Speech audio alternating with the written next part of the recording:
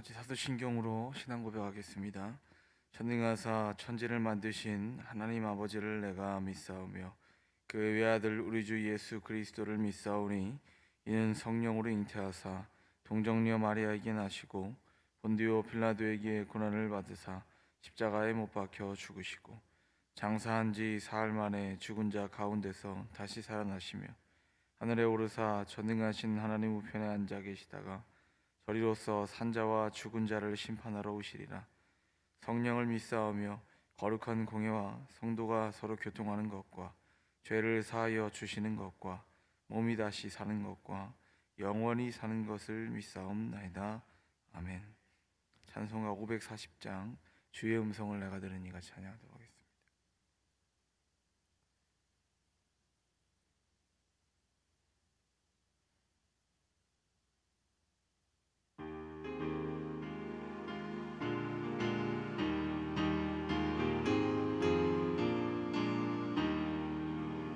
주의 음성을 내가 들으니 사랑하는 말일세.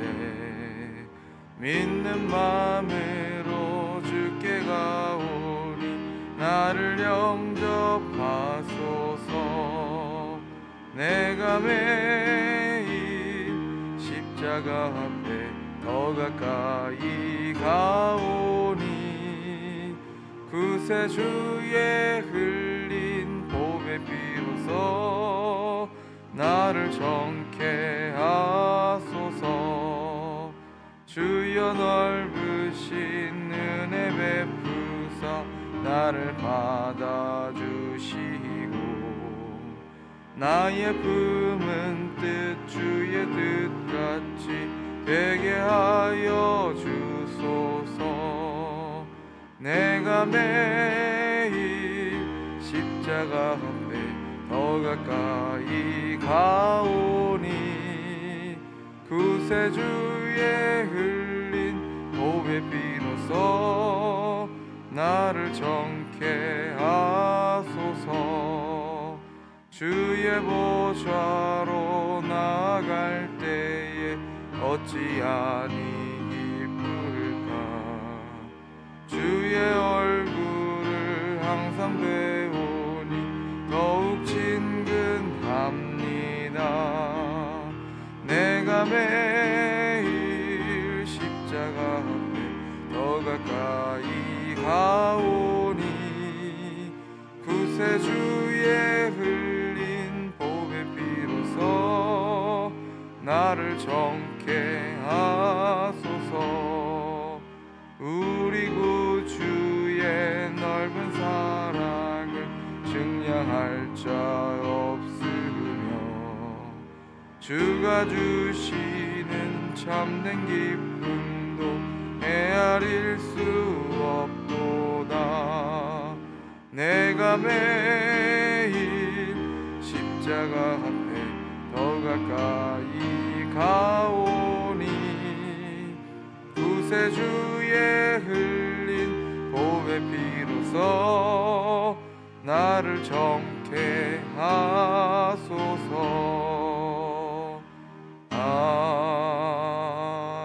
아멘. 함께 나누실 하나님 말씀은 베드로전서 2장 1절로 10절 말씀입니다. 신약 377페이지 베드로전서 2장 1절로 10절의 말씀입니다. 그러므로 모든 악독과 모든 기만과 외식과 시기와 모든 비방하는 말을 버리고 갓난아기들 같이 순전하고 신령한 젖을 사모하라. 이는 그로 말미암아 너희로 구원에 이르도록 자라게 하려 함이라. 너희가 주의 인자하심을 맛보았으면 그리하라. 사람에게는 버림바가 되었으나 하나님께는 택하심을 입은 보배로운 산돌이신 예수께 나아가 너희도 산돌같이 신령한 집으로 세워지고 예수 그리스도로 말미암아 하나님이 기쁘게 받으실 신령한 제사를 드릴 거룩한 제사장이 될지니라. 성경에 기록되었을 때 보라 내가 택한 보배로운 모퉁이 돌을 시온에 두노니 그를 믿는 자는 부끄러움을 당하지 아니하리라 하였으니 그러므로 믿는 너희에게는 보배이나 믿지 않은 자에게는 건축자들이 버린 그 돌이 모퉁이의 머릿돌이 되고 또한 부딪히는 돌과 걸려 넘어지게 하는 바위가 되었다 하였느니라. 그들이 말씀을 순종하지 아니하므로 넘어지나니 이는 그들을 이렇게 정하신 것이라. 그러나 너희는 택하신 족속이요 왕 같은 제사장들이요 거룩한 나라요 그의 소유가 된 백성이니 이는 너희를 어두운 데서 불러내어 그의 기이한 빛에 들어가게 하신 이의 아름다운 덕을 선포하게 하려 하심이라. 너희가 전에는 백성이 아니더니 이제는 하나님의 백성이요 전에는 긍휼을 얻지 못하였더니 이제는 긍휼을 얻은 자니라. 아멘. 이 시간 담임 목사님 나오셔서 말씀 전하시겠습니다.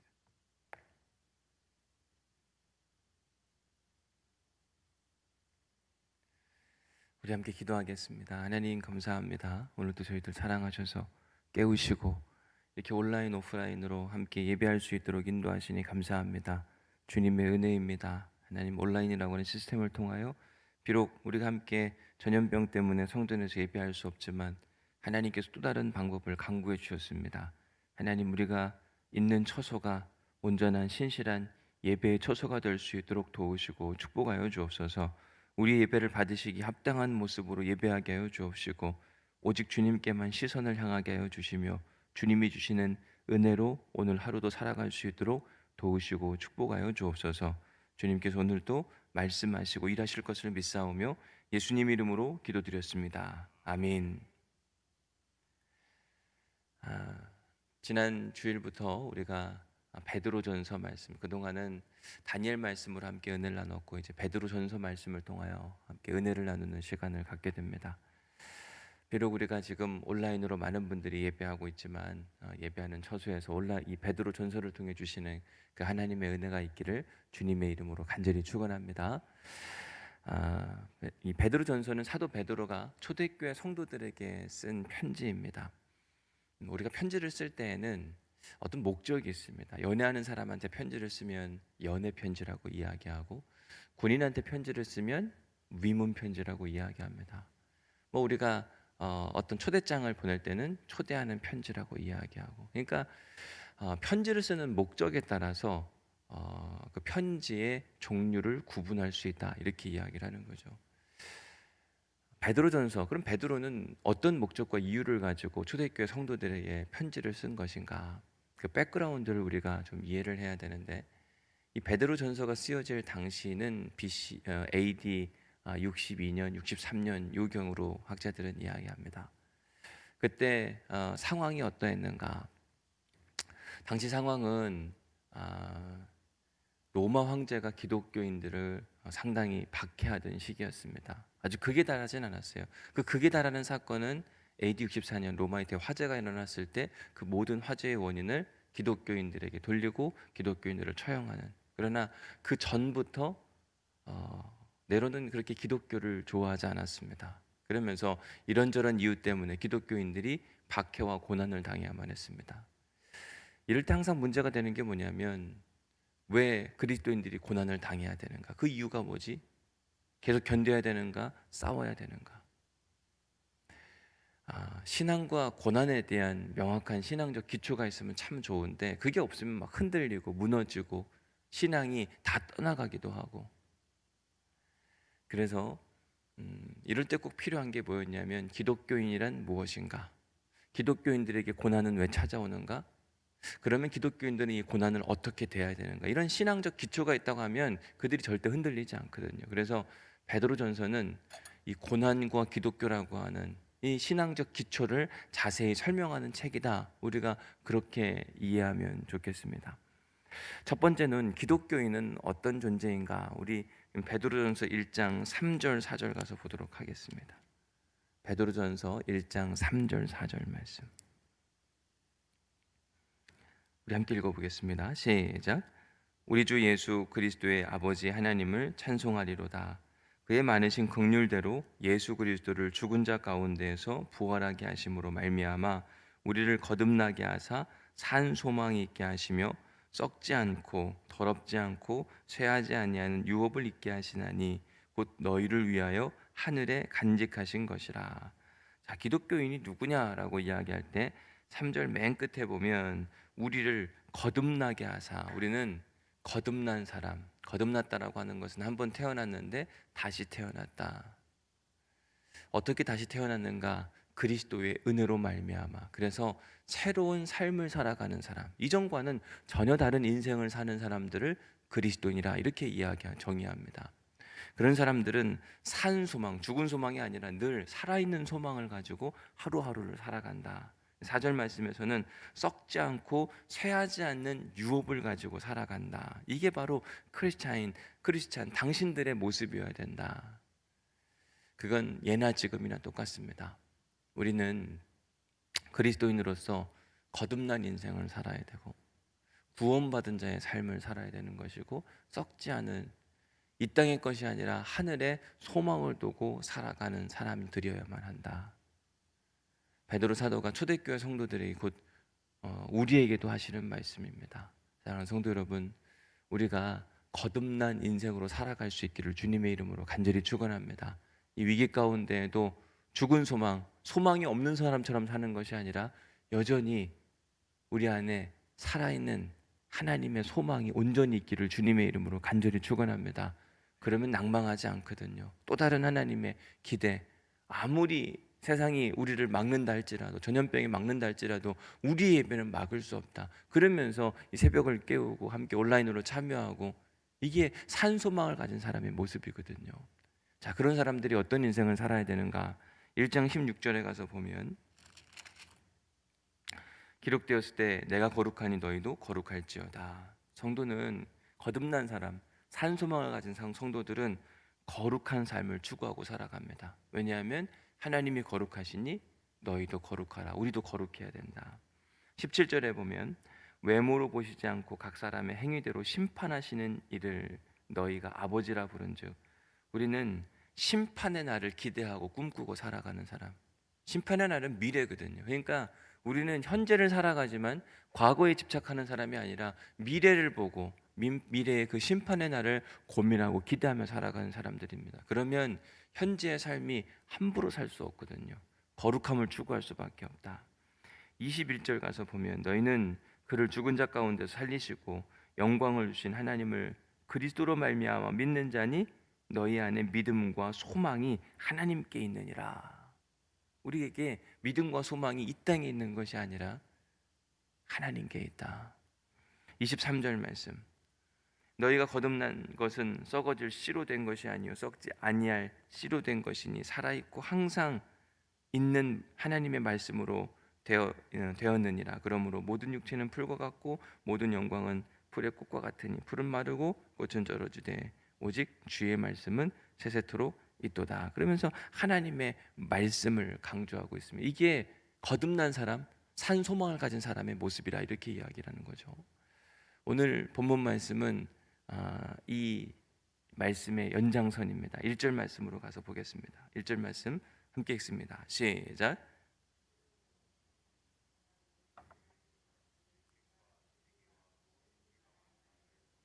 그러므로 모든 악독과 모든 기만과 외식과 시기와 모든 비방하는 말을 버리라. 이게 우리 그리스도인들이 걸어가고 살아가야 될 길이라고 이야기합니다. 한두 가지가 아니라 모든 악독과 모든 기만과 모든 외식과 모든 시기와 모든 비방하는 말을 버리라. 여러분, 여기에 속하는 우리의 삶이 분명히 있지 않을까요? 어제도 그랬고 아마 오늘도 있을 만한, 버리라고 이야기합니다. 갖고 있지 말라고 이야기해요.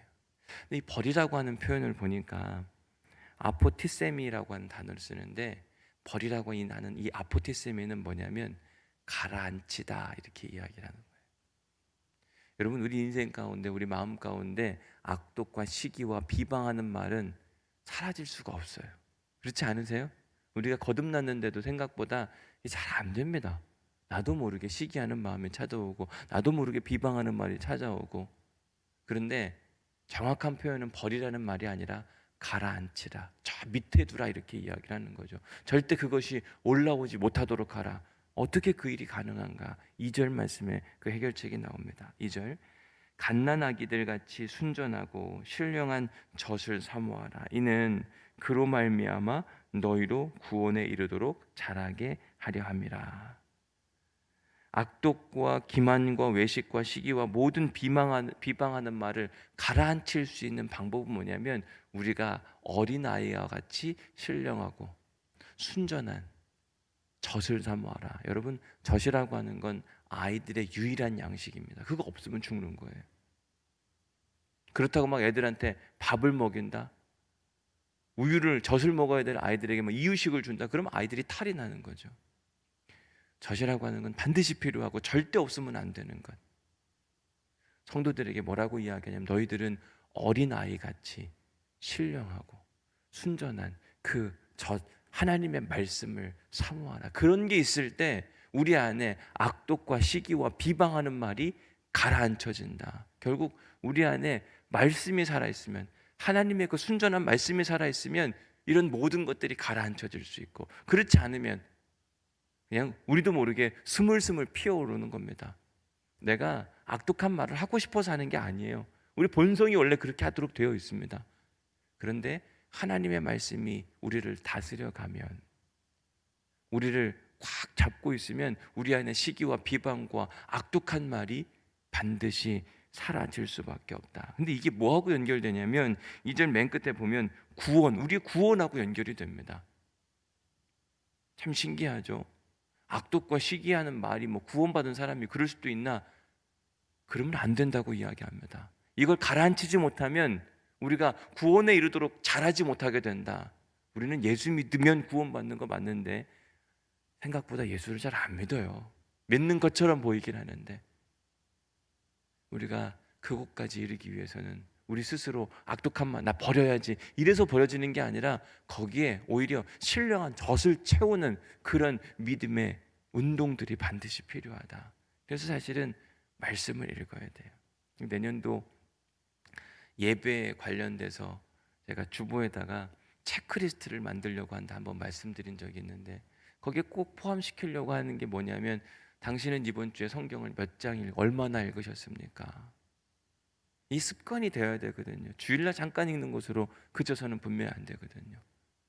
우리 안에 사모함이 있다고 하는 것. 애기들은요, 배고프면 어떡하냐면 사생결단을 하고 울잖아요. 엄마가 줄 때까지 못 기다립니다. 근데 구원받은 성도들의 모습이 하나님의 신령한 젖을 사모하는 모습이 그와 같아야 된다고 강조하고 있는 겁니다. 과연 우리 안에 그러한 모습들이 살아있는가?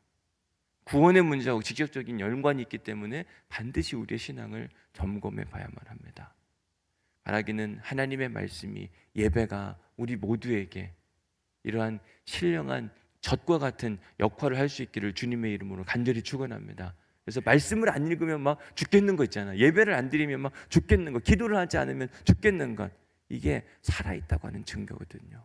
우리가 하나님께 구원받은 증거예요. 말씀을 안 읽는데도 괜찮네? 정말 큰일 날 일입니다. 신기한 거죠. 안 먹어도 괜찮은 건데 그럼 죽는 거라니까요. 자, 3절 말씀 볼게요. 3절 말씀. 너희가 주의 인자하심을 맛보았으면 그렇게 할 수밖에 없다. 너희가 하나님의 긍휼과 자비와 인자하심을 맛본 구원받은 사람이라면 하나님의 그 신령한 젖을 어떻게 사모하지 않을 수가 있냐? 당연히 사모해야지. 여러분 어떻습니까? 우리는 과연 하나님의 인자하심과 긍휼을 경험한 사람인가? 주님 아니면 안 됩니다. 이 믿음의 고백이 우리 안에 살아있는가? 맛보아야 한다. 여러분, 맛본 사람은요, 새벽 기도의 맛을 아는 사람은 새벽 기도를 온라인으로 하든 오프라인으로 하든 아니면 모든 게 다 닫혔든 그냥 혼자서 일어나서라도 해요. 근데 그 맛을 모르는 사람은 억지로 하는 겁니다. 하기 싫은데 해야 되니까. 이번에 신천 임원들에게 다음 주부터 2주간 특별 새벽 기도를 하라고 말씀을 드렸거든요. 이 억지로 하면 할 수는 있죠. 근데 오래는 못 하더라고요.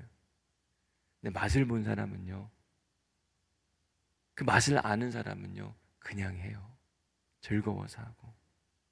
저는 이걸 새벽 기도 중독이라 표현하고 싶은데, 중독은 사실 부정적인 단어입니다. 술 중독, 마약 중독, 담배 중독, 게임 중독. 중독을 영어로는 addiction이라고 표현하는데, addiction은 add하다, 뭔가를 더 하고 싶어하다, 또 더 하고 싶어하다, 이게 습관이 되다, 이걸 addiction이라고 이야기합니다. 술을 마셨는데 더 마시고 싶고 또 마시고 싶고, 게임을 하는데 게임을 더 하고 싶고 계속 하고 싶고, 근데 이건 그들의 삶을 죽이는 행위를 하는 거야. 이 중독의 부정적인 의미. 근데 우리가 새벽 기도에 중독되었다, 예수에 중독되었다, 말씀에 중독되었다, 이건요 우리의 생명을 살리고 우리의 삶을 바꿔내고 우리에게 기쁨을 주고, 똑같은 중독인데 앞에 어떤 게 붙느냐에 따라 다르거든요. 술에 중독된 사람들은요 그냥 좋아서 억지로 하는 게, 나 마시기 싫은데, 이런 거가 없습니다. 그냥 마시고 싶어서 또 마시고 또 마시는, 게임도 마찬가지고요. 예수에 중독되는 것도 마찬가지. 그냥 예수는 좋은 거예요. 새벽 기도가 좋은 겁니다. 그래서 하고 또 하는데 우리 안에 기쁨이 솟아나고, 세상적 중독은 우리를 죽이지만 영적인 중독은 우리를 살려내는 힘이 있느니라. 완전히 다르거든요.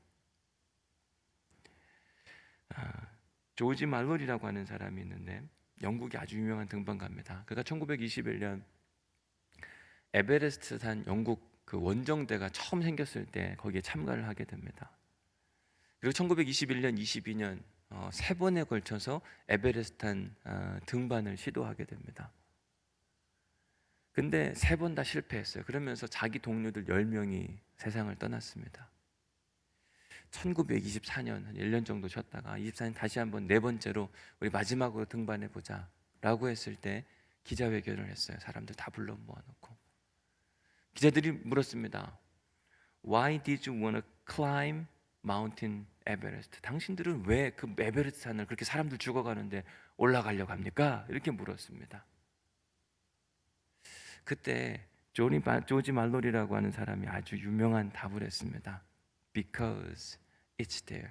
왜냐하면 산이 거기 있기 때문에 그렇습니다. 그들은 등반의 맛을 알았어요. 산을 정복하는 맛을 알았기 때문에 안 갈 수 없는 겁니다. 그냥 사람이 죽어나가도 가는 거예요. 사도 바울이 1차 선교행, 2차 선교행, 3차 선교행을 다녔습니다. 왜 가나? 뭐 때문에 가나? 하나님의 말씀의 맛, 성령의 인도하심의 맛을 알았어요. 그러니까 1차 선교행 때 행복했던 게 아니고 고생 엄청 했거든요. 근데 가요. 2차 선교행 때 고생했거든요. 또 갑니다. 3차 선교행 또 가요. 왜? 성령의 역사와 인도하심의 맛을 알기 때문에 가는 거예요. 제가 매년마다 그리고 곳곳을 막 선교지 돌아다니고 막 여러 가지 돌아다닐 때 사람들이 뭐 그렇게 돌아다니냐, 그리고 또 힘든 데만 다니니 뭐 그렇게 힘든 데 다니냐, 좋은 나라도 좀 가고 그렇게 하면 좋을 텐데. 왜냐하면 선교지에 맛이 있거든요. 막 가고 싶은 그 갈망 분명히 있거든요. 가면 그곳에서 역사하시는 하나님의 은혜 경험하고, 어느 때는 막 진짜 비행기도 못 타도록 만들고, 어느 때는 갔다 오면 아프고, 그런데도 불구하고 왜 찾아가는가? 맛. 오늘 3절 말씀 다시 한번 읽어볼게요. 너희가 주의 인자하심을 맛보았으면 그리하라. 여러분, 우리가 여호와 하나님의 살아계심을 맛보아 알면 우리는 그 맛에 중독되어서 사랑하게 되고 용서하게 되고 감사하게 되고, 이 쉬운 게 아닌 겁니다. 사랑도 힘들고 용서도 힘들고 감사도 힘들어요. 그런데 그 맛을 알면 이거 진짜 맛있네, 좋네, 감사하네, 은혜네, 그러면요 너무 행복하고 좋거든요. 감사하고 즐겁거든요. 어떻게 그러면 우리가 하나님을 맛보아 알 수 있는가? 4절 5절 말씀 보겠습니다. 사람에게는 버림받았으니 하나님께는 택하심을 입은 보배로운 산돌이신 예수께 나아가. 첫 번째, 우리가 예수님을 맛보아 하려면 예수님께 나아가야만 합니다. 뒤로 물러서면 안 돼요. 예수님 여기 계시잖아요. 그러면 나아가는 거예요.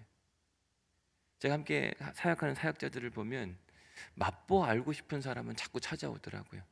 얘기하고 싶어지고. 여러분, 그러면요 사랑할 수밖에 없어요. 뭔가 함께 교제 나누고 싶고 막 배우고 싶고 그렇다는데 어떻게 더 잘 안 해줘요? 가장 먼저 우리가 해야 할 일이 뭐냐면 나아가는 거예요. 어떻게 해요? 예수께 나아가는 것.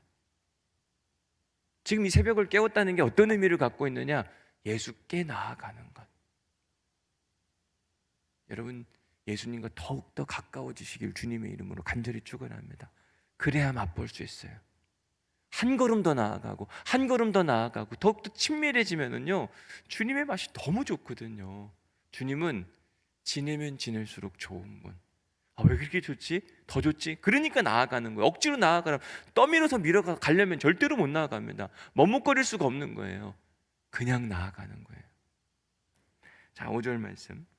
너희도 산돌같이 신령한 집으로 세워지고 예수 그리스도로 말미암아 하나님이 기쁘시게 받으실 신령한 제사를 드릴 거룩한 제사장이 될지니라. 예수께 나아가는데 그냥 나아가는 게 아니라 거룩한 제사장, 하나님이 기뻐 받으실 만한 그 예배를 주도하는 사람. 여러분, 오는데 막 마지못해서 오고 누가 시켜서 오고 이런 게 아니라 하나님이 기뻐 받으실 만한 그 은혜의 제사를 가지고 하나님 앞에 나아갈 수 있는 거룩한 제사장이 되라. 이게 하나님을 맛보아, 예수 그리스도를 맛보아 알 수 있는 방법이거든요. 우리가 그렇게 하나님 앞에 나아갈 때 하나님이 우리에게 하나님의 맛을 가르쳐 주세요. 살아계신 주님의 맛이 얼마나 귀한지를 알게 됩니다. 자, 6절 말씀에 보면 성경에 기록되었으되 보라 내가 택한 보배로운 모퉁이 돌을 시온에 두느니 그를 믿는 자는 부끄러움을 당하지 아니하리라. 그를 믿는 자, 우리가 예수님께 나아가는데 어떤 마음으로 나아가야 되는가? 그를 믿는 믿음으로 나아가야만 합니다. 믿음이 있어야 돼요. 내가 하나님께 나아갔을 때 그분이 반드시 나에게 말씀하신다.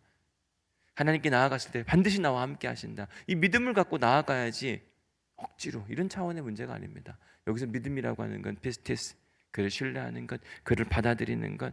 결국 그렇게 되면 궁극적으로 너희들이 부끄러움을 당하지 않게 되리라. 지금 우리가 예수를 품에 안고 나아가면 부끄러움 당할 일이 참 많습니다. 나는 그리스도입니다라고 말할 때 세상 사람들이 바라보는 시각과 어려움들이 생각보다 참 많아요. 그게 힘들고 어렵습니다. 지금 당장은 부끄럽지만 우리는 어디를 바라보고 살아가는 사람들이냐면 하나님 앞에 섰을 때 심판날을 고민하고 살아가는 사람들이에요. 종국에는 우리가 부끄러움을 당하지 아니하리라. 제가 신학교에서 학생들 가르치면서 이런 이야기를 할 때가 있었습니다. 공부해라 이 얘기하면서 무슨 얘기했냐면, 우리가 공부해야 될 때가 있고 공부한 걸 써먹어야 될 때가 있고 공부한 걸 누려야 될 때가 있다. 근데 이 순서가 바뀌면 안 된다. 공부해야 될 때 어떤 사람은 누리려고 해요. 공부를 막 한 걸 써먹어야 되는데 그제서야 막 공부하는 사람들, 공부한 걸 누려야 되는데 아무것도 없어서 누리지 못하는 사람들, 이 순서가 뒤바뀌면 안 된다. 지금 여러분들이 해야 될 일은 뭐냐? 공부해야 되는 거다. 신학생으로서 해야 될 일이 뭐냐? 공부해야 된다. 결국 그것이 나중에는 누리는 단계에 나와야 되는데 누려야 될 때 아무것도 없어서 못 누린다. 너무 비참하지 않겠냐? 우리가 그리스도인으로 살아가면서 지금 예수 그리스도를 신뢰하고 믿고 받아들임으로 말미암아 종국이 하나님 앞에 섰을 때 우리가 구원의 은혜를 누려야 되는데 그때 아무것도 없어서 너 뭐 하고 왔어? 내놓을 게 없는 겁니다. 비참한 거죠. 지금 베드로는 믿는 믿음을 갖고 나아가 마지막 종국에는 하나님 앞에 섰을 때 부끄러움이 없도록 해라. 명확하게 이야기해요. 자, 7절 말씀 보면 그러므로 믿는 너희에게는 보배이나 믿지 아니하는 자에게는 건축자들이 버린 그 돌이 그 모퉁이의 머릿돌이 되고, 자, 믿는 자에게는 보배이나, 누가 보배라는 거죠? 예수 그리스도, 하나님의 말씀, 신령한 젖을 사모하는 사람들, 하나님의 말씀이 예수 그리스도가 그들에게는 보배이지만 믿지 않는 사람에게는 쓸모없는, 건축자들에게는 그냥 버릴 수밖에 없는 모퉁이 돌밖에 되지 않는다. 지나고 보면 그렇지 않은 거죠. 그렇게 되면 어떤 일이 일어나는가? 8절, 그 보지치는 돌과 걸려 넘어지게 하는 바위가 되었다 하였느니라. 그 말이 어떤 뜻을 갖고 있느냐? 그들이 말씀을 들었으나 말씀을 순종하지 아니하는, 방치함으로 말미암아 그것에 걸려 넘어지는 큰 어리석음을 경험할 수 없게 된다. 그러면서 9절에 아주 유명한 이야기, 우리가 많이 들어봤을 만한 이야기, 9절 말씀 함께 읽겠습니다. 시작. 그러나 너희는 택하신 족속이요 왕 같은 제사장인들이요 거룩한 나라요 그의 소유가 된 백성이니 이는 너희를 어두운 데서 불러내어 그의 들어가게 하신 이의 아름다운 덕을 선포하게 하려 하심이라. 자, 흔들리는 믿음 가운데 베드로는 그들의 정체성을 명확하게 설명합니다. 첫 번째, 너희는 어떤 사람이냐? 너희는 택하신 족속, 하나님이 택한 사람들이잖아. 그러면 안 되지. 고난이 찾아왔다고 해서 흔들려 그러면 안 되는 거야. 너희는 하나님이 택하신 사람들이야. 두 번째, 너희는 왕 같은 제사장. 너희는 하인이나 종이 아니야. 왕 같은 제사장들이야. 잘 기억해야 돼. 너희들의 정체성이다. 세 번째, 거룩한 나라요, 그의 소유가 된 백성이니. 하나님이 소유하셨다. 여러분, 하나님이 소유했으면 하나님께서 책임지신다. 이 믿음이 흔들리면 안 된다. 그들은 하나님이 안 책임져 줄 줄 알고 막 믿음을 배신해야 되나 어떻게나 고민이 많았거든요. 그러나 베드로가 뭐라고 이야기하냐면, 아니야, 너희들은 하나님의 소유고 거룩한 백성이기 때문에, 하나님 나라의 일부이기 때문에 살아계신 하나님께서 반드시 책임지시고 너희들의 인생을 굽어 살피실 것이다. 이 믿음이 흔들리지 않도록 해라. 사랑하는 성도 여러분, 우리가 누구인지를 알아야 돼요. 우리는 그냥 버려진 고아가 아닙니다. 이 위기 가운데에도 하나님은 우리를 여전히 사랑하시고 우리를 지켜주기를 원하세요. 그 믿음이 있으면 산 소망이 있어서 지금도 예배하는 사람이 될 수 있어요. 코로나가 오니까요, 안 좋은 것도 많은데 좋은 게 있더라고요. 좋은 게 뭐냐면 진짜 믿음과 가짜 믿음이 점점 더 구분되어져 가요. 첫 번째, 신천지가 구분이 됐잖아요. 근데 이게 점점 더 심해지니까 점점 더 진짜 그리스도인과 가짜 그리스도인이 구분이 되는 거예요. 진짜 그리스도인과 가짜 그리스도인의 구분이 뭐냐? 예배예요. 예배의 자세, 예배의 삶.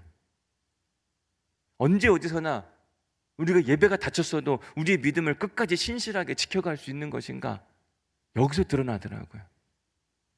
저는 이 새벽을 온라인으로 깨우든 오프라인으로, 이거 중요한 거 아닙니다. 근데 신실하게 이 믿음이 살아있는가? 내가 하나님의 백성이고 내가 구원의 은혜 받은 자고 맛보아 안 사람이라면, 여러분, 하나님 말씀을, 하나님의 예배를, 예수 그리스도를 포기할 수 없거든요. 코로나가 위기인데 위기 안에서 하나님의 또 다른 은혜와 역사가 있는 거더라고요. 그 은혜와 역사가 뭐냐? 참 믿음과 가짜 믿음이 구분되는데, 저는 이 새벽을 깨워 기도하고 오직 주님이 아니면 안 된다, 기도가 아니면 안 된다, 이 믿음의 고백을 하는 여러분들이 참 신앙인임을 축복하고, 그리고 여러분들과 함께 신앙생활한다고 하는 것이 저한테는 큰 은혜의 시간이라고 생각이 듭니다.